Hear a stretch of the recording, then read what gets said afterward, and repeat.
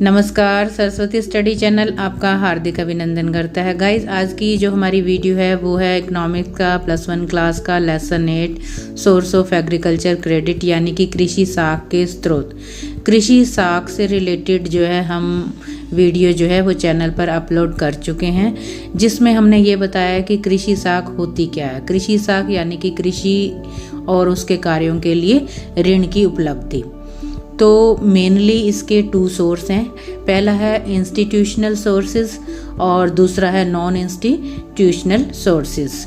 Institutional sources यानी कि संस्थागत स्रोत जो हैं वो उसके अंदर सरकार, सहकारी समितियां, व्यापारिक बैंक, क्षेत्रीय ग्रामीण बैंक शामिल किए जाते हैं। पंचवर्षीय योजनाओं के आरंभिक वर्षों में संस्थागत साधन जो हैं वो किसानों की साख संबंधी केवल 7% आवश्यकताओं को पूरा किया करते थे, लेकिन सन 1981 में इनका हिस्सा बढ़कर 63% हो गया। ये जो साधन है वो कृषि तथा ग्रामीण विकास के लिए साख और अन्य सेवाएं उपलब्ध करवाते हैं। इनके कार्यों की व्याख्या जो है वो निम्नलिखित है। तो इसमें सबसे पहला आता है कोऑपरेटिव क्रेडिट सोसाइटीज, जिसके अंदर यानी कि सहकारी समितियां, साख समितियां, ये जो समितियां हैं वो किसानों की वित्तीय आवश्यकता यानी कि धन संबंधी आवश्यकताओं को पूरा करने हेतु ये समितियां उचित ब्याज दर पर साख उपलब्ध करवाने के साथ साथ कृषि कार्यों के नियोजन यानी कि कृषि के कार्यों को योजना के अनुसार पूरा करवाना व उसकी उत्पादकता को बढ़ाने में किसानों की सहायता करती हैं। उसके बाद आता है रिजर्व बैंक ऑफ इंडिया।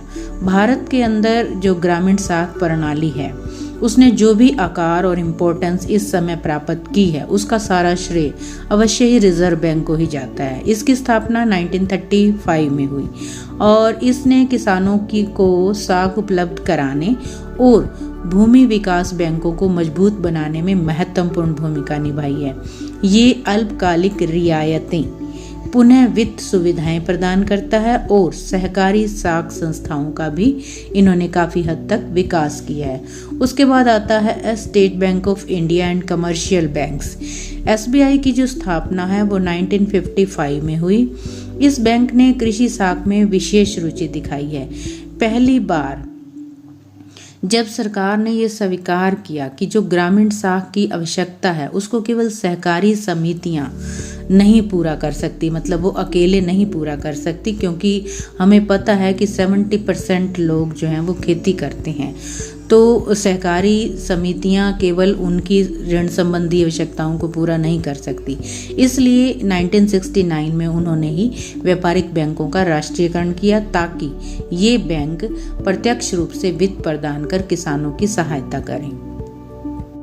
उसके बाद आता है रीजनल रूरल बैंक्स यानी कि RRB, क्षेत्रीय ग्रामीण बैंक। इन बैंकों की जो स्थापना है उसका मुख्य उद्देश्य ये रहा कि जो पिछड़े जिले हैं उनके दूरस्थ ग्रामीण क्षेत्रों तक जो है वो पहुंचा जा सके और किसानों को साख प्रदान करके बैंकों के राष्ट्रीयकरण का जो उद्देश्य है उसे पूरा किया जा सके।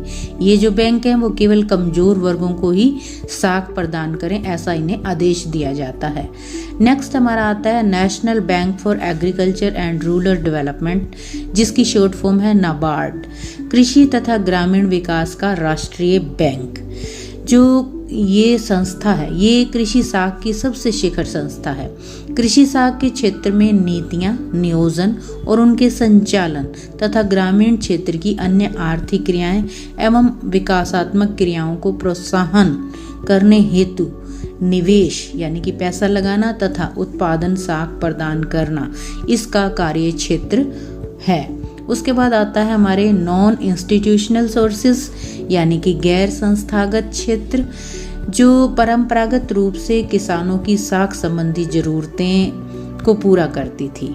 जैसे कि ये होती थे भूस्वामी, बड़े बड़े किसान, बनिया या फिर महाजन, जो कि किसानों का काफ़ी हद तक शोषण करते थे। ये किसानों की केवल कैश की आवश्यकता को पूरा करते थे।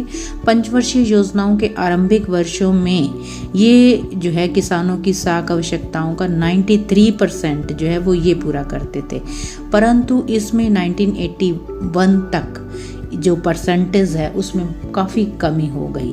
तो ये थे हमारे institutional and non institutional sources साख के। चैनल को सब्सक्राइब, वीडियो को लाइक व शेयर अवश्य करें।